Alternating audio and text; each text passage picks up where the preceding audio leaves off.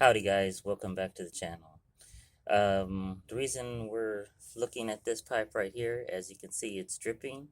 The reason for that, it's actually warm water.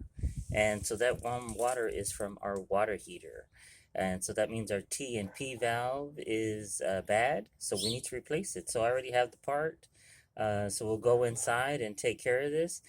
This is something that a beginner to advanced DIYer would be able to do. You do have to know some plumbing, not really. You need to know some plumbing. We'll definitely have to turn the water off in this, so then that way it doesn't refill the tank when we turn it off, so we can put the T&P valve back in. It'll probably take 15-20 minutes. It is a tight space, so if it was in an open space, it'd be a lot easier, but since it's in a tight space, it might take a little bit longer. All right, guys. Well, let's get to it. All right, guys. So what we're gonna do right now is I'm gonna prep the T&P valve right now.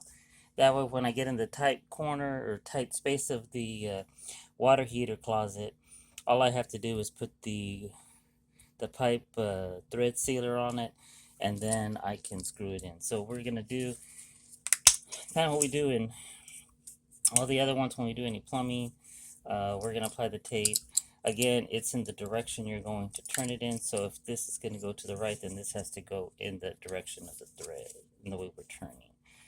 So let's get that going. And of course, for the T&P valve, just like anything else, you look up the model number, and then you find out the correct part of the item you're looking for. So it's just like anything else. All right, so then that is good to go. And then we'll put this on there, dope. And then I have this is where the water comes out. So this goes into the tank. And then when the pressure is released, there's a pipe that goes outside, which where we saw the drip at. And so that's what we're going to do. So we'll do this one. We'll take it off and let's get over there. And we can... So all I need is that, the T&P valve, pipe thread sealant, 2 pliers. I got a big one. I had medium size. I couldn't find it. So, but this will work to take off the one that's connected here. So, all right, let's get back into position and we'll get started.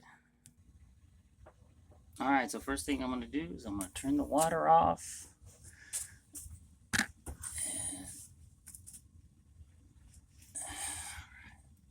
So water's off. T&P valve's here. So I'm getting the water out. So it's flushing outside. So that releases the pressure that's in here. Alright.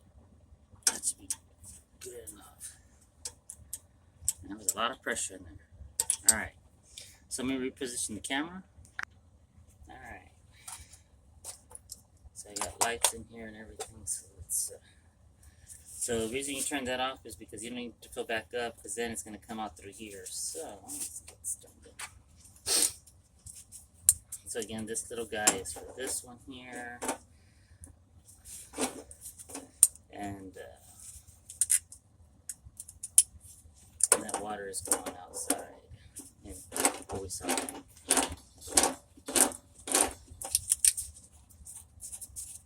And this is a gas water heater, so alright, takes care of that one. That means I'm going to move this vent in a second. So let me.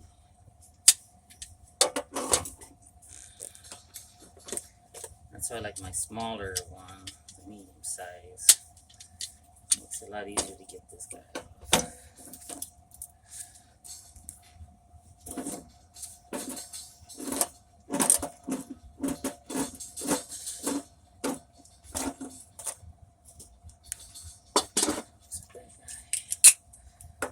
Again,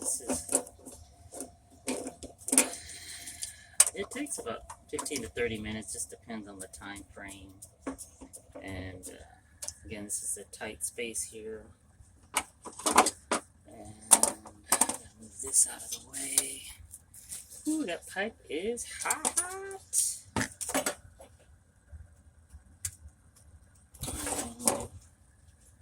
I'm gonna put it on pilot right now. Alright guys, so I put it on the lowest setting because it was on relatively high. So right now it's just on warm. And the reason I did that was because it was turning itself on and turning the heat up.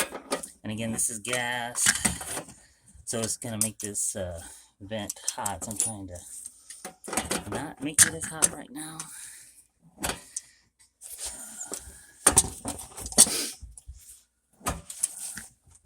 It does not want to come off, so.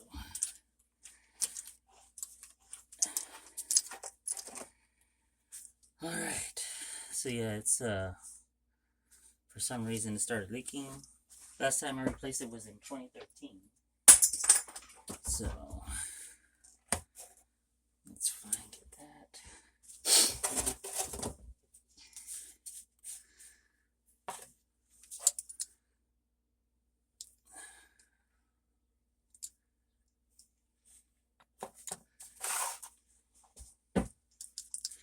Can you put the pipe thread on it? Go.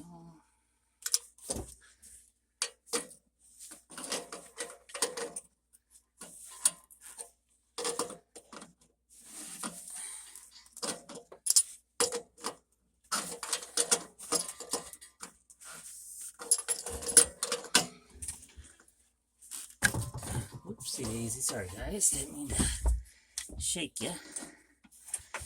Don't get nervous, it's alright. So, and I just happened to notice this when I was in the shop, and I was like, oh man. So, but there you go.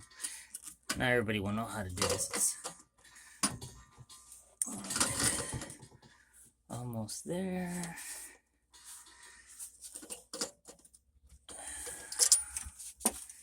The hair more. Perfect, okay. And then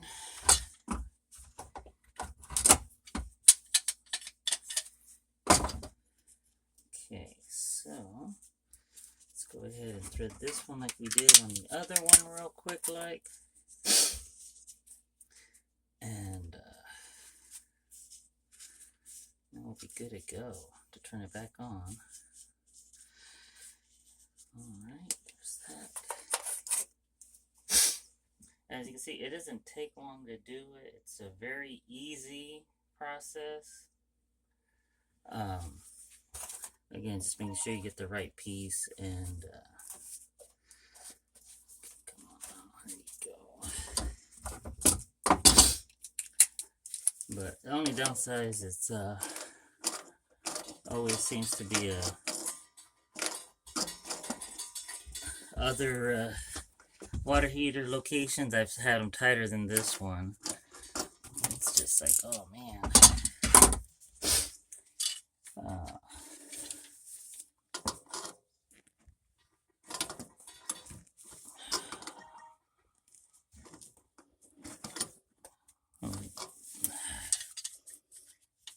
These big guys always seem to give problems.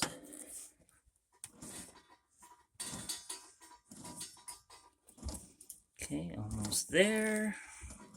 Just a few more licks and then we got it. And again, it probably, I'm not sure, perfect. And then this one already has like a little washer here, so it doesn't need anything on that. Put it back on. Small little pliers. And I like this one because you go like that and you squeeze it and then it locks it into place, so it finds the right location for that.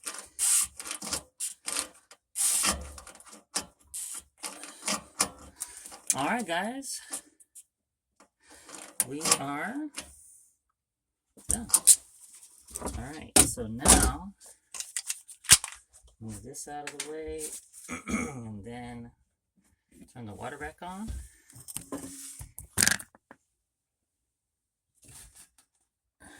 Okay, so I'm going to go slowly. Wait, which way do I go? Yeah,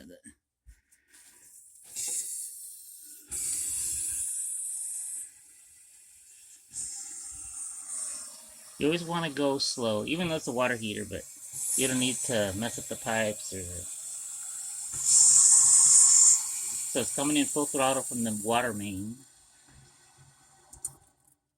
Alright, there you go. Turn it all full throttle. And then, before I do anything, I need to move the vent back in its spot, which is right there. And it's in spot in its correct location. Alright, so we'll go straight down here. And as I mentioned, I had adjusted it.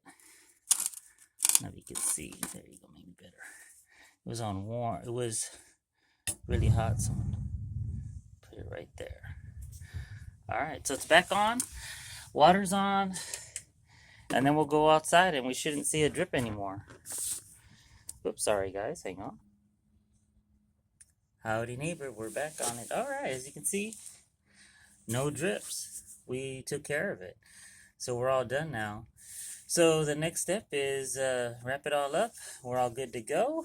And then like, subscribe. We'll see you next time, guys. You guys take care. Bye-bye.